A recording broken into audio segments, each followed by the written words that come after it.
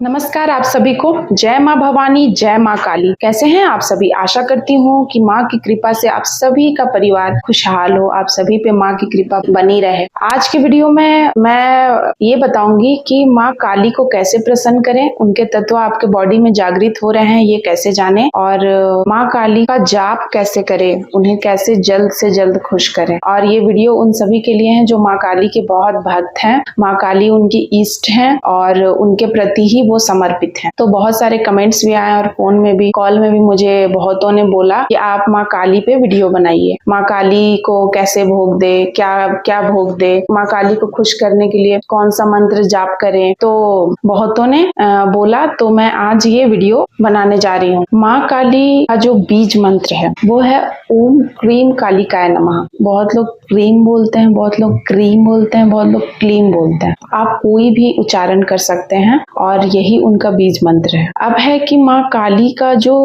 मंत्र है वो कैसे जाप करें, कौन सी माला पे करें। तो माँ काली के लिए चूंकि ये बीज मंत्र है तो बीज की माला यानी रुद्राक्ष की माला बेस्ट होती है, और एक काली मोती वाली माला भी आती है जिसपे भी लोग करते हैं, लेकिन मैं तो रुद्राक्ष की माला ही रिकमेंड करूंगी कि आप लोग उसी पे करो, वो ज्यादा बेटर है, ज्यादा सही है, ज्यादा अच्छा है। और भी बहुत सारे मंत्र हैं जैसे कि ओम जयंती मंगला काली भद्रकाली कपालिनी दुर्गा क्षमा शिव धात्री स्वाहा स्वधा नमस्ते तु। तो ये मंत्र भी हैं, लेकिन ये काफी लॉन्ग है, काफी लंबा है और बहुत लोग इसका उच्चारण नहीं कर पाते हैं और बहुत लोग को संस्कृत बोलने में भी प्रॉब्लम होता है। तो इसीलिए ये सबसे छोटा सरल बीज मंत्र है जिसको आप कर सकती हैं। अगर आप बिगनर्स हैं, आपकी काली माँ इष्ट है, काली माँ के प्रति आप समर्पित हैं, बट आप बिगनर्स हैं, आपको कोई आइडिया नहीं है कि ध्यान कैसे करते हैं, जाप कैसे करते हैं, आपने कभी जिंदगी में किया नहीं है,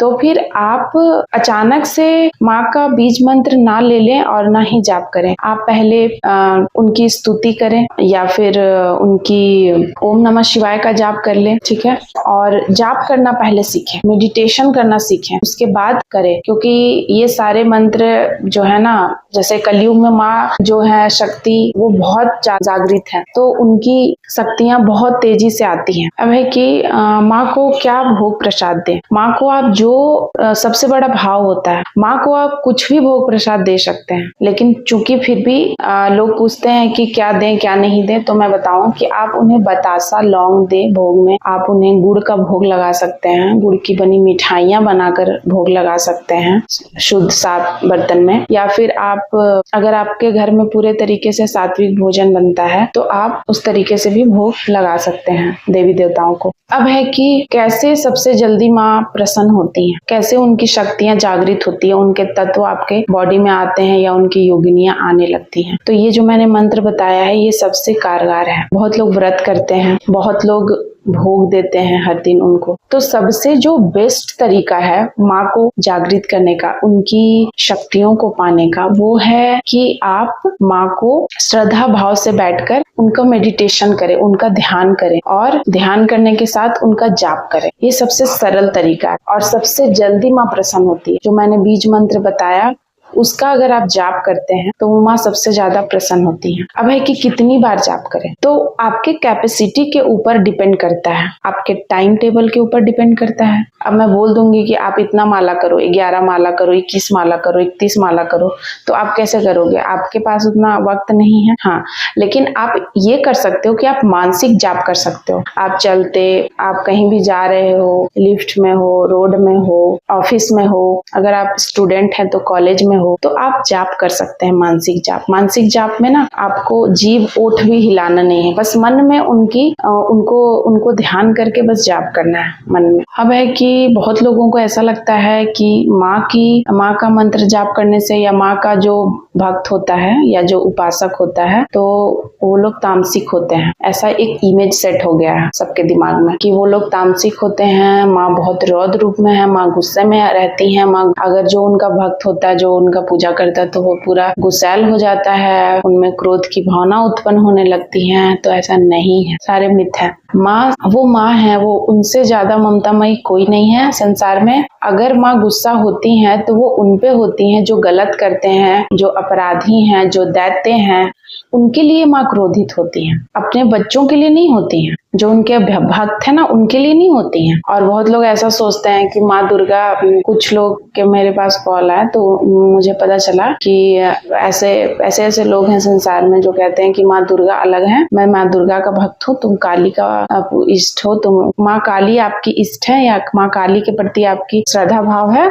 तो मैं आपका गुरु नहीं बनूंगा और मैं तो माँ दुर्गा का हूँ भक्त। भाई मैं ये कहना चाहती हूँ सारी देवियां एक ही हैं, जो आदि शक्ति हैं वही माँ पार्वती हैं, वही माँ पार्वती शक्ति हैं और शक्ति का ही सारा फॉर्म है। जो 10 महाविद्या है उनमें पहली महाविद्या माँ काली है, महाकाली काली, जिसके बारे में आज मैं बात कर रही हूँ। तो उनका बहुत सारा फॉर्म है और भी 10 महाविद्या जितनी भी हैं तो वो काली की ही अलग अलग डायमेंशंस हैं, अलग नहीं है कुछ भी। पर लोगों को एक धारणा बनी हुई है कि सारे देवी देवता अलग है, माँ दुर्गा की मैं पूजा करता हूँ, मैं काली की नहीं करता हूँ। अब है कि माँ का मैंने आपको बीज मंत्र बताया, माँ का आपको पूजा साधना हृदय से करना है। सबसे बड़ा जो भाव होता है ना, ये नहीं होता है कि मैं माँ को कौन सा प्रसाद दूं, क्या माला चढ़ाऊं, कौन सा। सबसे बड़ा होता है भाव कि आप भक्ति में कितना है, आपको उस देवी देवता के प्रति, इष्ट के प्रति कितना समर्पित है, भाव कितना है, वो ज्यादा इंपॉर्टेंट होता है। फिर भी माँ को लाल फूल बहुत पसंद है, उड़हुल की रोजेस भी, रेड रोजेस भी बहुत जगह माँ को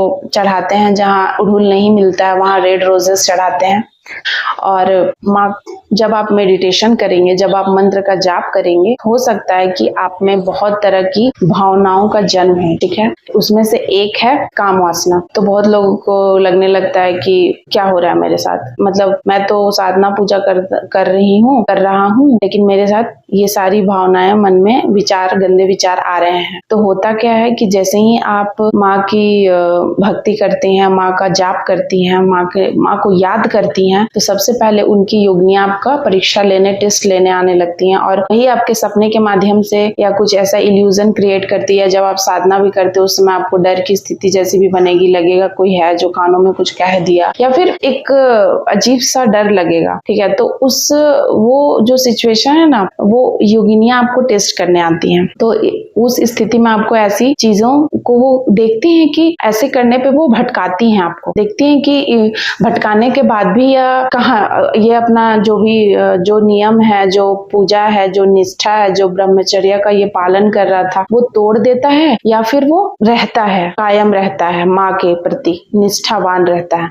तो उसके टेस्ट के लिए ये सारी चीजें होने लगती हैं। हाँ, मैं क्या बोलूं माँ के बारे में। माँ तो ऐसी है ना कि आप श्रद्धा, भाव, भक्ति, प्रेम में उन्हें सूखी रोटी भी दोगे ना तो भोग के रूप में, तो वो उसे भी स्वीकार करती है। माँ इतनी प्यारी है, माँ इतनी लवेबल है, इतनी ज्यादा भरी हुई है प्रेम से। तो प्रेम में वो कुछ भी ले लेंगे, लेकिन वही आप उन्हें माँ मानकर दो। लेकिन अगर आपको ऐसा लगता है कि आप उन्हें देवी मानकर, उन्हें देवी, या फिर आप उन्हें अपनी किसी इच्छा को, डिजायर को कंप्लीट करने के लिए आप उनकी साधना कर रहे हो, उनकी पूजा कर रहे हो, तो उसके परिणाम भी भयानक हो सकते हैं। तो आप इसके लिए रेडी रहो कि आप अगर आपका कोई डिजायर है कि मैं इसलिए पूजा कर रही हूँ या रहा हूँ, मेरे पूजा करने के बाद माँ मुझे ये चाहिए या ये मुझे चाहिए, या इस तरीके की अगर भावना है तो आप रेडी रहो, ठीक है। किस चीज के लिए? कि आपका जो कर्माज है ना वो आएगा, उसके लिए रेडी रहो। इसीलिए भक्ति में ना कभी भी संदेह नहीं करना है, और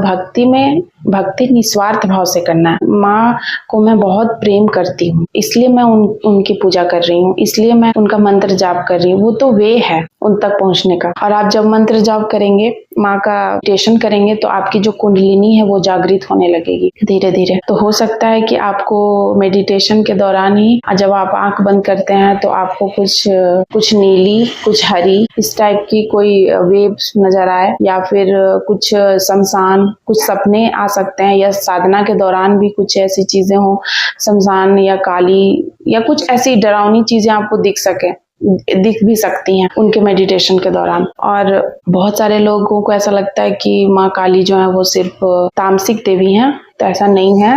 मेरे यहाँ पे भी माँ काली हैं, और मैं तो सात्विक तरीके से ही माँ को पूजा करती हूँ, वो है मेरे यहाँ। और भी बहुत सारे ऐसे लोग हैं जो सात्विक तरीके से पूजा करते हैं। माँ की, और उनकी पूजा और भक्ति भी बहुत अच्छी जा रही है। माँ के प्रति उनका प्रेम, माँ के प्रति उनकी जो भाव है वो काफी अच्छा, काफी अच्छी रिजल्ट्स हैं। ठीक है, तो ऐसा नहीं है कि माँ काली तामसिक देवी है, ऐसा बिल्कुल नहीं है। अब है कि जब आप माँ के लिए पूजा करती हैं, साधना करती है, तो आप आसन जो बिछाएं वो रेड कलर की बिछाएं। और बहुत लोग ऐसा कहते हैं कि माँ काली को, अगर आपके घर में उनकी मूर्ति है तो माँ काली को आप रेड ब्लैक भी चुन्नी पहना सकती हैं, नीला ड्रेस भी पहना सकती हैं। तो माँ काली को ऐसे ऐसे कलर पसंद है, लेकिन सारे कलर सही हैं, लेकिन ये कुछ ज्यादा फेवरेट है, या फिर ये कुछ ज्यादा ही उनको अच्छे लगते हैं, रेड कलर माँ को खासकर। इसीलिए ज्यादातर कहा जाता है कि रेड कलर ही सही है माँ के लिए।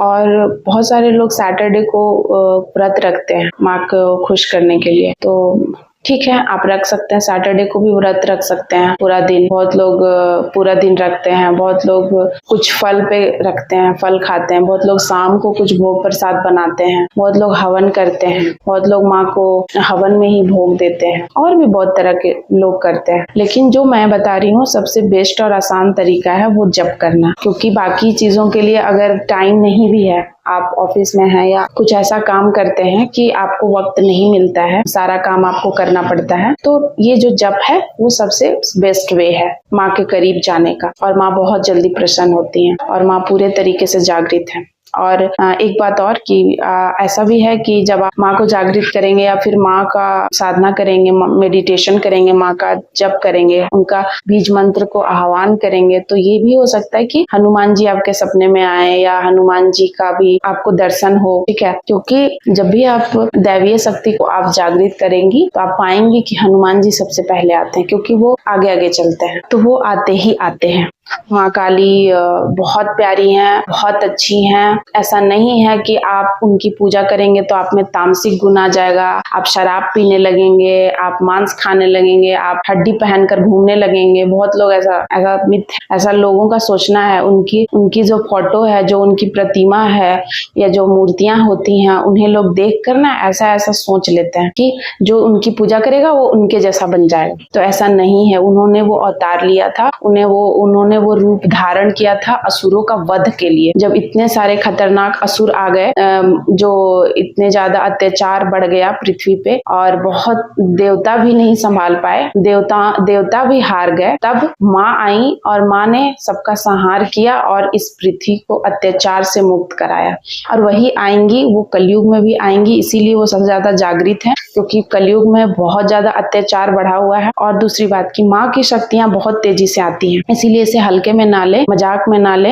कलयुग में जैसे पहले है ना कि बहुत ज्यादा लोग साधना करते थे, जप करते थे, ध्यान करते थे, गुफा में जाकर, किसी अकेले जंगल में जाकर, एकांत में जाकर, कितने सालों साल तपस्या करने के बाद भी देवी देवता दर्शन नहीं देते थे, ना ही उन्हें किसी साधना में कोई लेवल मिलता था। बट अब ऐसा नहीं है, चूंकि कलयुग में लोग ऐसे ही पूजा पाठ में कोई ध्यान नहीं देते हैं, किसी को कुछ करना नहीं है, पूजा पाठ लोगों ने कम कर दिया है, लोगों में आडंबर और बहुत तरह की जो भावना है वो बढ़ गई है, नेगेटिविटी, स्पिरिचुअलिटी की तरफ लोग बस दिखावा के लिए जा रहे हैं। भीड़ तो बहुत हो रही है सब जगह, लेकिन वो भीड़ है बस, वास्तविकता कुछ और है। वास्तव में लोग देवी देवता के करीब नहीं है, वास्तविकता कुछ और है। भीड़ बढ़ गई है, लेकिन जो भाव है, जो भक्ति है, वो नहीं है लोगों में, बस भीड़ है। देखने में ऐसा लगता है कि कितना भीड़ है, कितना लोग श्रद्धालु हैं, कितना लोग भक्ति में हैं, लेकिन ऐसा नहीं है, बस भीड़ बढ़ गई है। फिर भी देवी देवता कलयुग में बस आप थोड़ा सा ही जप करने से, शुद्ध भाव से उनको याद करने से ही वो आ जाते हैं। इतने ज्यादा आसान है कलयुग में देवी देवता को प्राप्त करना, फिर भी लोग नहीं करते हैं और कहते हैं कि देवी देवता होते हैं, ऐसा नहीं है, वैसा नहीं है, देवी देवता नहीं आते हैं। और हमने तो इतनी सारी जप तप की, तो मुझे तो देवी देवता नहीं नजर आए, हम इतने उम्र के हो गए, हम बूढ़े हो गए, पूजा करते करते हमें तो देवी देवता नहीं मिले, आपको ही मिल गए। मुझे बहुत सारे लोगों ने कहा तुम्हें क्या आता ही होगा, मेरी उम्र को देखकर मुझे कि तुम्हें क्या आता ही है। और पहनावा को भी देखकर बहुत लोग ऐसा थॉट रखते हैं कि अगर मैं किसी देवी की भक्त हूँ, या अगर मैं बोलूँ कि मैं काली माँ की भक्त हूँ, तो मुझे ऐसे काले कपड़े पहनकर कुछ बहुत सारी माला, या फिर कुछ ऐसे हड्डियों की माला मैं पहन लूँ, कुछ ऐसा ब्लैक टीका, कुछ ऐसी सिर में कुछ पहन लूँ, कुछ पगड़ी या कुछ भी बहुत तरह की चीजें मैं पहन लूँ ना, तब लोग मानेंगे कि मैं कुछ हूँ। तो मैं एक चीज ये मिथ को क्लियर कर दूं कि आप अगर कोई जीन्स पहनकर भी कोई इंसान आता है ना, तो ऐसा नहीं है। अगर कोई बहुत ज्यादा किसी एक ड्रेस को, पर्टिकुलर ड्रेस को धारण करे हुए है और कोई जीन्स पहनकर ही है, तो जो साधुता है, जो भक्ति है, जो भाव है, जो एक प्योरिटी है, वो ड्रेस का इससे कोई लेना देना नहीं है। वो इंसान के अंदर से आता है। वीडियो काफी लंबा हो चुका है। मैंने काफी चीजें कवर करने की कोशिश की इस वीडियो में, और मैं कोशिश करूंगी कि आप वीडियो को ज्यादा से ज्यादा लोगों तक शेयर करें, लाइक करें, कमेंट्स करें, जय माँ काली लिखें इस वीडियो में। अगर आप काली माँ के भक्त हैं, आप काली माँ की पूजा करते हैं। जय माँ काली, जय माँ भवानी।